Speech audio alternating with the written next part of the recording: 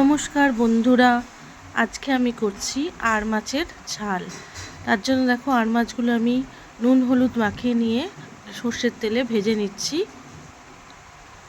এবার ভেজে নিয়ে এক এক করে সেগুলো প্লেটে তুলে নিচ্ছি। এবার ওই তেলে পেঁয়াজ কুচিগুলো দিয়ে দিলাম, দিয়ে ভালো করে নেড়ে নিচ্ছি, একটু বাদামি রঙে ভেজে নেবো। দেখো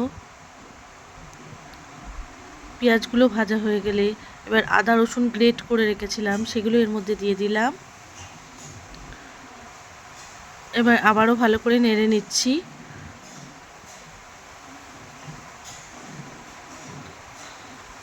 টমেটো কুচিগুলো দিয়ে দিলাম একে একে এর মধ্যে। হলুদ গুঁড়ো দিয়ে দিলাম। ভালো করে নেড়ে নিচ্ছি।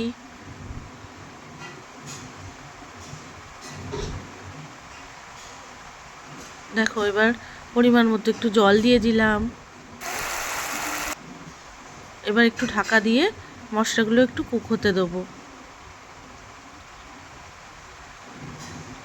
এবার আমি ভাজা আড় মাছগুলো এর মধ্যে দিয়ে দিচ্ছি। আর একটু পরিমাণ মতো জল দিয়ে দিলাম। আবারও খানিকক্ষণ 10 মিনিট মতো একটু কুকে রেখে দেবো। নিয়ে দেখো ঢাকনা খুলে ফেলেছি। দেখো হয়ে গেছে। এবার কাঁচা লঙ্কা ধনেপাতা কুচি ছড়িয়ে আমি এই রান্নাটাকে সার্ভ করে দেবো এবার।